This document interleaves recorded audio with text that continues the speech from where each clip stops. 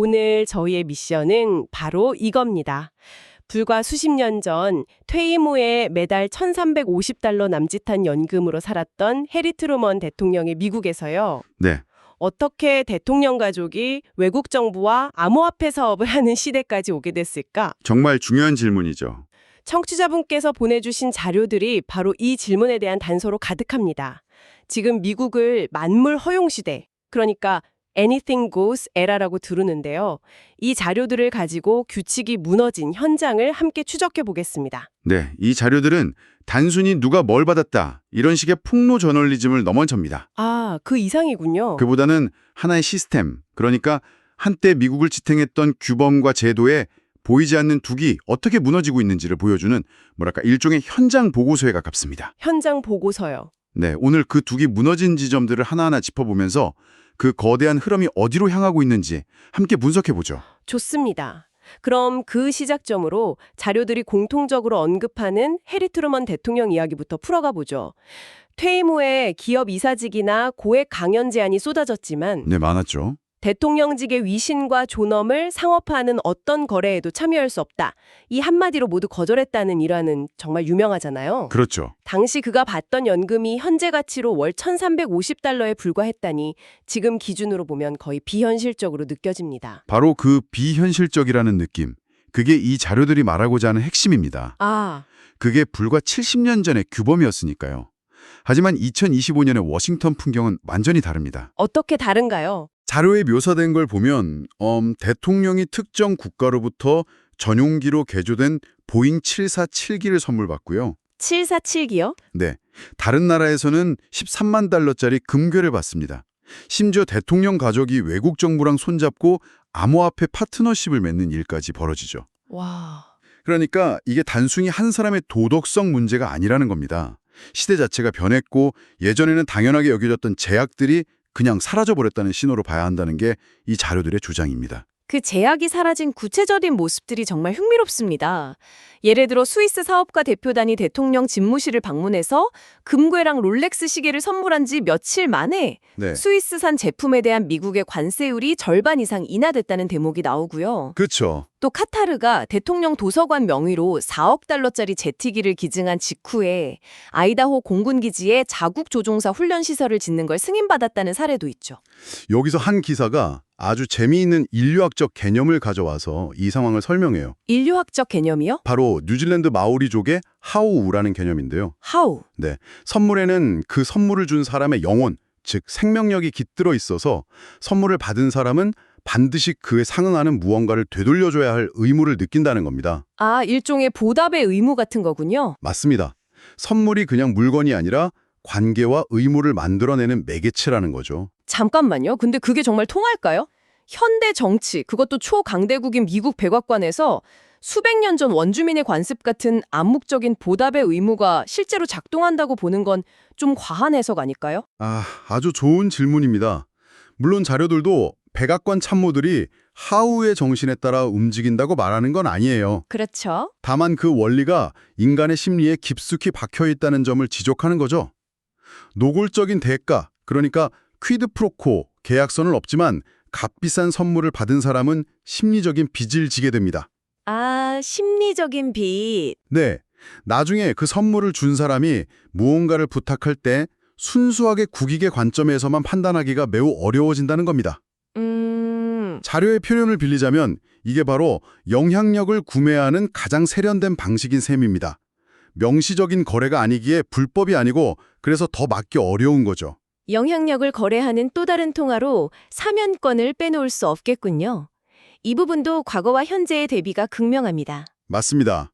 빌 클린턴 대통령이 임기 마지막 날 거액 기부자였던 마크 리치를 사면했을 때 엄청난 정치적 후폭풍에 시달렸던 기억이 생생한데요. 네, 정말 큰 논란이었죠. 자료를 보면 지금은 그런 논란 자체를 신경 쓰지 않는 분위기예요. 네, 그 차이가 아주 중요합니다.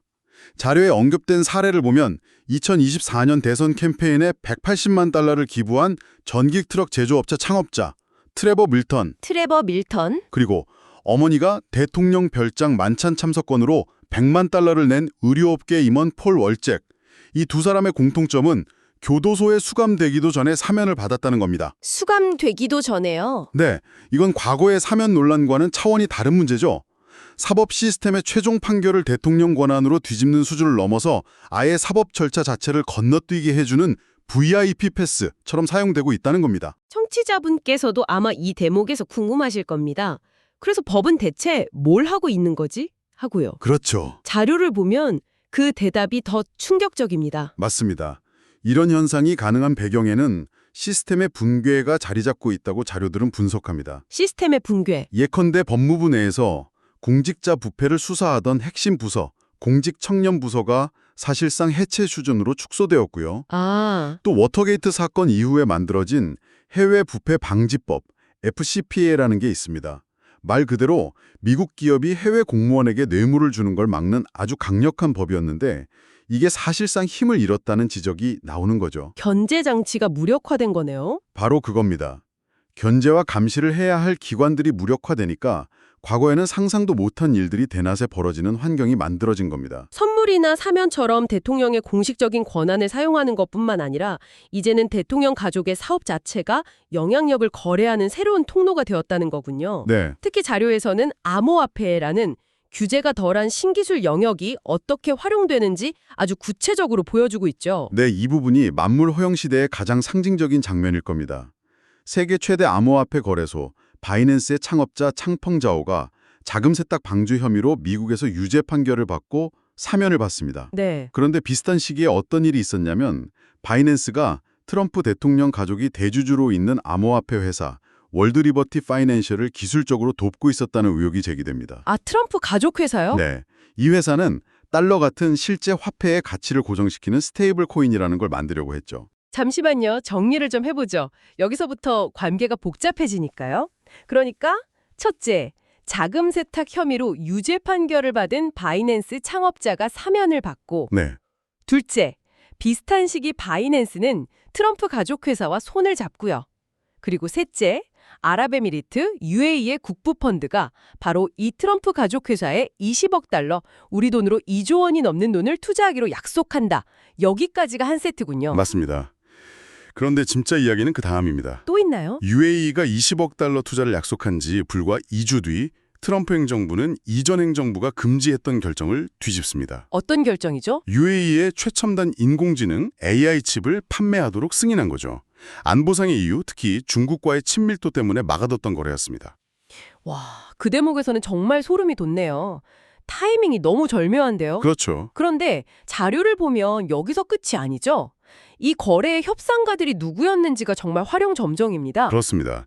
이 AI 칩 거래의 미국 측 협상가는 트럼프 가족 회사, 즉 UAE로부터 20억 달러 투자를 받은 월드 리버티 파이낸셜 CEO의 아버지였습니다. CEO의 아버지요. 그리고 UAE 측 협상가는 20억 달러 투자를 결정한 국부펀드 MGX의 회장이자 UAE 왕세자의 동생이었죠. 와, 협상 테이블 양쪽에 앉은 사람들이 사실상 사돈 관계로 얽혀 있는 거나 마찬가지인 구도네요. 바로 그겁니다. 이걸 과연 국익을 위한 협상이라고 볼 수 있을지 청취자분께서 이 자료를 보내주신 이유를 알 것 같습니다. 물론 백악관이나 관련자들은 모두 연관성을 부인했겠죠. 당연히 부인했습니다. 하지만 한 기사는 이렇게 분석합니다. 대가성 거래가 굳이 필요 없었을 만큼 양측의 이해관계는 명확하게 일치했다고요. 이게 바로 현대 부패의 가장 교활한 측면입니다. 과거처럼 돈가방을 주고받는 방식이 아니라 복잡한 금융거래와 기부, 사면, 정책 결정을 거미줄처럼 엮어서 누구도 명확히 불법이라고 말하기 어려운 회색지대를 만드는 거죠. 결국 대중은 알 수가 없게 되는 거군요. 맞습니다. 저 AI 칩 판매 결정이 정말 미국의 국익을 위한 최선의 선택이었는지 아니면 대통령 개인의 사적 이익을 위한 거래였는지 말이죠. 그 불확실성 자체가 신뢰를 파괴하는 겁니다. 그렇다면 이런 예측 불가능한 환경 속에서 직접적인 관련이 없는 다른 기업들은 어떻게 살아남고 있을까요? 자료에 인용된 한 월스트리트 경영진의 말이 정말 와닿습니다. 어떤 말이죠? 어둠 속에서 롤러코스터를 타는 것 같다고요. 겉으로 보기엔 GDP도 성장하고 세금도 깎아주고 인수합병도 활발해서 기업하기 좋은 환경처럼 보이는데 언제 어디서 대통령의 트윗 한 줄에 관세 폭탄이 떨어질지 모른다는 거잖아요. 그렇죠. 특정 기업 임원을 해고하라는 압력이 들어올 수도 있고요. 네. 그래서 대부분의 기업 CEO들이 택한 생존 전략을 자료들은 세 가지로 요약합니다. 세 가지요? 침묵하고 아첨하고 저항하기 전에 2번 생각하라. 침묵하고 아첨하고 저항 전에 2번 생각하라. 네. 첫 번째, 침묵 전략은 말 그대로 대통령의 레이더에 잡히지 않는 겁니다. 아, 그냥 조용히 있는 거군요. 네. 칭찬도 비난도 받지 않는 게 상책이라는 거죠. 테슬라의 일론 머스크 사례가 대표적입니다. 아, 맞아요. 한때 대통령이 천재라고 극찬하며 사이가 좋았지만 이후 관계가 틀어지자 순식간에 전기차 보조금을 박탈하겠다는 위협에 시달렸죠. 한번 눈에 띄면 위험해질 수 있다는 교훈을 얻은 거네요. 모두가 그걸 본 거죠. 하지만 애플이나 GM처럼 존재감을 숨길 수 없는 거대 기업들은 침묵이 불가능하겠네요. 맞습니다. 그래서 2번째 전략인 아첨을 선택하는 거고요. 아첨이요. 애플의 팀 쿡이 대통령에게 직접 금 장신구를 선물했다는 일화나 유니언 패시픽 같은 대형 철도 회사가 3억 달러짜리 백악관 연회장 건설 프로젝트에 거액을 기부한 사례가 언급됩니다. 공교롭게도 당시 유니언 패시픽은 85억 달러 규모의 초대형 인수합병 건에 대해 규제 당국의 승인을 기다리고 있었다고 하죠. 네. 한 금융가는 이 상황을 아주 냉소적으로 표현합니다. 어쩔 수 없는 일, it is what it is 라고요. 이게 그냥 당연한 비즈니스 환경이 되었다는 거군요. 그런 셈이죠. 심지어 이런 직접적인 기부를 거절한 기업조차도 정권의 입맛에 맞춰 유연하게 변신합니다. 예를 들면요. JP모건 체이스는 바이든 행정부 시절에는 기후 친화적 투자에 2조 5천억 달러를 쓰겠다고 발표했다가 트럼프 행정부가 들어서자마자 미국의 안보와 회복력 증진에 1조 5천억 달러를 투입하겠다고 말을 바꿉니다. 물론 비판적인 시각에서는 이런 기업들의 행동을 아첨이라고 보겠지만 또 다른 한편으로는 합리적인 리스크 관리라고 볼 수도 있지 않을까요? 정확합니다. 예측 불가능한 권력 앞에서 생존하기 위한 어쩔 수 없는 선택이라는 거죠. 정확합니다. 그래서 3번째 전략이 나오는 겁니다. 저항하기 전에 2번 생각하라. 아! 공개적으로 맞서 싸우는 건 최악의 선택이라는 걸 모두가 압니다. 대신 물밑에서 조용히 해결책을 찾는 거죠.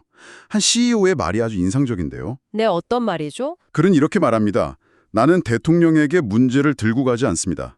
대신 대통령이 좋아할 만한 해결책, 그러면서 동시에 나의 문제도 해결할 수 있는 해결책을 만들어서 가져갑니다. 와, 결국 대통령 심기 경호가 CEO의 가장 중요한 업무 중 하나가 된 셈이네요. 주주나 고객이 아니라 백악관의 주인이 가장 중요한 이해관계자가 되어버린 겁니다. 오늘 저희는 2025년 미국을 만물 허용 시대로 규정한 자료들을 깊이 있게 들여다봤습니다. 네. 트루먼 시대의 엄격한 규범이 어떻게 무너졌는지, 그 안에서 선물과 사면, 그리고 복잡한 해외 거래가 어떻게 영향력에 통화가 되었는지, 또 기업들은 침묵 혹은 아첨이라는 생존법을 어떻게 터득했는지 확인할 수 있었습니다. 여기서 우리가 더 큰 그림을 봐야 합니다. 자료들은 이 현상이 과거 19세기 말 도금 시대나 1920년대의 부패와는 근본적으로 다르다고 지적하거든요. 왜 다른 거죠? 그때보다 정부의 힘이 비교할 수 없을 만큼 커졌기 때문입니다. 현재 미국 GDP의 36%를 정부가 움직입니다. 아, 정부의 규모 자체가 달라졌군요. 네, 이렇게 막강해진 권력을 돈으로 살 수 있다는 인식이 결합되면서 완전히 새로운 형태의 문제가 생겨났다는 거죠. 결국 이 모든 것은 앞서 말씀드린 근본적인 질문으로 돌아옵니다. 정책 결정이 국익을 위한 것인지 사적 이익을 위한 것인지 아무도 확신할 수 없을 때 그 사회의 신뢰와 법치주의는 어떻게 유지될 수 있을까요? 자료의 마지막 부분은 그럼에도 불구하고 희망의 여지를 남깁니다. 역사적으로 미국에서는 이런 과잉의 시대가 지나면 항상 강력한 개혁의 시대가 뒤따랐다는 점을 상기시키죠. 네, 그렇죠. 늪에 물을 빼겠다는 구호는 여전히 미국 정치에서 가장 강력한 힘을 발휘하는 구호 중 하나입니다. 맞습니다. 오늘 분석을 마무리하며 청취자분께 이런 질문을 남기고 싶습니다. 자료가 묘사하는 이 만물 허용 시대가 만약 또 다른 개혁을 낳는다면 그 개혁의 모습은 과연 어떠할까요? 그리고 한번 무너진 시스템의 보루와 사회적 신뢰를 다시 세우기 위해서는 과연 무엇부터 시작해야 할까요?